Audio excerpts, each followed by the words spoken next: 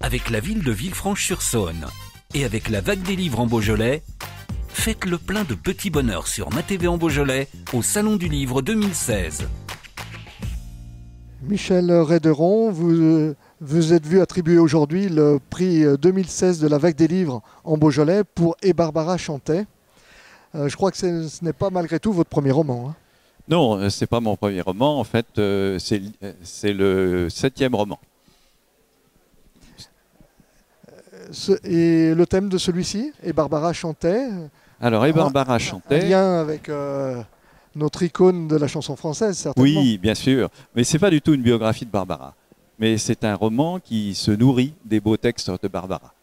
C'est une bande d'adolescents dans les années 70, Walkman sur les oreilles, comme on disait à l'époque, qui sont fans de Barbara. Et puis tout va bien, c'est les vacances, le bord de mer, les premiers amours, les premiers chagrins, c'est avec les mots de Barbara qu'on exprime tout ça. Et puis un drame survient, un drame dont ils sont collectivement responsables. Ils décident de n'en parler à personne, ni à la police, ni à leurs parents, font le serment de se séparer immédiatement, de ne jamais se revoir et d'oublier cette funeste journée. Et puis, 20 ans plus tard, l'un d'eux découvre une lettre. Une lettre qui peut-être éclaire d'un jour totalement nouveau ces événements. Donc il décide de rompre le serment, de reconstituer la petite bande le temps d'un week-end pour essayer de faire jaillir la vérité. Mais le problème, c'est la culpabilité, parce qu'en fait, c'est un roman sur la culpabilité. Le problème, c'est que les adolescents qu'ils étaient sont devenus des adultes, que chacun a porté sa culpabilité d'une manière différente, obsédante pour les uns, très légère pour les autres, et puis des barrières sociales se sont dressées forcément. Ce qui fait que quand ils se retrouvent, la mayonnaise a du mal à prendre. Ils n'ont plus grand-chose en commun. Plus grand-chose, sauf peut-être quand même cet amour pour les textes de Barbara, qu'ils réécoutent à cette occasion.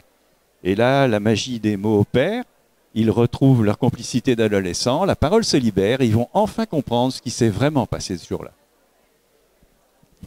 C'est une trame que vous avez reprise dans d'autres romans ou... Non, en fait, ce livre, c'est un prétexte pour parler de Barbara. Très bien. Michel Réderon avec Et Barbara chantait, des heures de lecture pour cette histoire d'adolescent et de mystère, de non-dit, qui nous tient en haleine jusqu'à la dernière page. Je vous remercie, Michel Réderon. Merci à vous.